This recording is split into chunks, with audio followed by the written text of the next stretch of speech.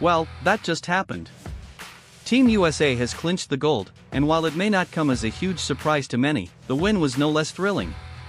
Stephen Curry delivered one of the greatest fourth-quarter performances in basketball history, crushing the hopes of every player on the opposing team, every fan in the arena, and every French supporter watching from home. Although this game wasn't as close as USA's semi-final victory over Serbia, it was just as dramatic, but for a different reason: the brilliance of the greatest shooter to ever live. Curry's performance was so remarkable that in the fourth quarter, France resorted to double-teaming him, even with LeBron James, Kevin Durant, and Devin Booker also on the floor. But it didn't matter. The final dagger of this legendary game, and these legendary Olympics, was Curry giving up the ball under pressure, only to get it back and, with the shot clock winding down, nail a step-back three over two French defenders from 30 feet out to seal the win. After struggling through the first 8 exhibition and Olympic Games, Curry saved his best for last.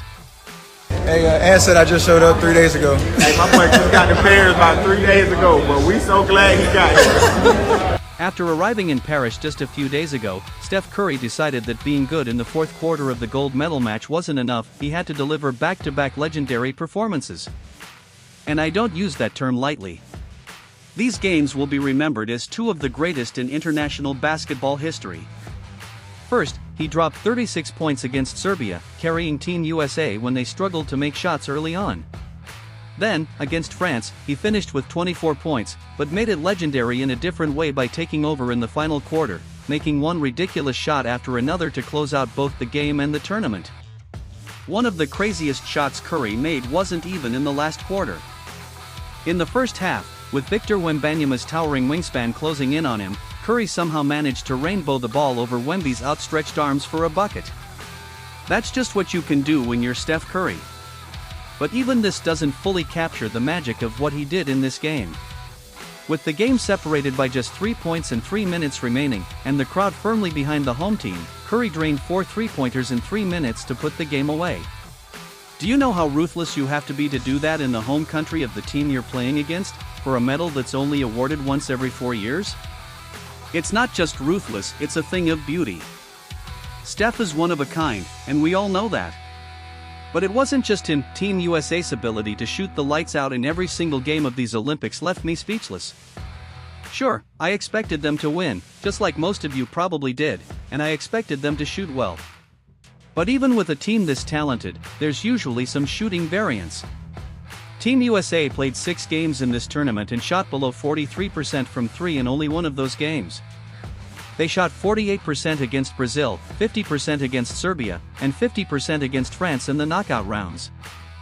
I'm confident in saying we'll never see a shooting performance like this again, especially not from a team with Steph Curry, Kevin Durant, Devin Booker, and the rest of the crew. And we haven't even mentioned the tournament MVP yet, LeBron James. He's so seasoned that his own son is now playing alongside him in the NBA, yet LeBron is still good enough to be the best player on a team full of the best players on earth. What's even more remarkable is that he's doing this at an age where he's 10 years older than someone like Nikola Jokic and 13 years older than Jason Tatum. It's absurd, but it's also true. Speaking of Tatum, I know there's been some debate about his role in these Olympics. Yes, he's a fantastic player, but this wasn't about reputation. It was about other players stepping up and outplaying him in the position he would have occupied. It's not a knock on Tatum, it's just the reality. One of those players was Devin Booker.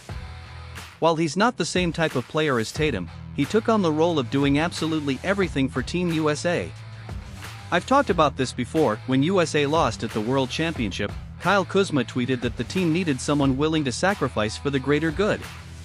It's one thing for a good player to give up a few touches to play a role, like Derek White does in the NBA, but when a superstar is willing to take anywhere from 2 to 10 shots a game while playing the best defense of his career, that's when your team reaches the next level. It felt like no matter who was going off for USA, whether it was LeBron, Steph, or KD, Devin Booker was always there, knocking down shots, moving the ball, and putting in work on defense. For Booker to go from being seen as an empty stats player who only cared about scoring, to winning a gold medal by doing everything while still scoring because he's just that good, that's the kind of story that makes Team USA so interesting beyond their dominance. Steve Kerr even called Booker the unsung MVP, a sentiment Steph Curry echoed. And you know who else deserves a big shout-out? Anthony Davis. While there's been a lot of talk about Joel Embiid, both good and bad, and he was great against Serbia, what made Team USA so unstoppable was that even if Embiid looked like an MVP candidate in the semifinals, he only played 10 minutes in the final because Davis was the better matchup against France. And Davis didn't just play well, he dominated, using his length, size, and athleticism to protect the rim and keep France at bay, finishing with 8 points, 9 rebounds, 4 blocks, and 2 steals in just 20 minutes. If you've made it this far into the video and followed along throughout the Olympics, thank you very much, it's truly appreciated. I'll be creating more content going forward, so consider subscribing, it's free. Dropping a like would be much appreciated too. Either way, have a great day. Bye.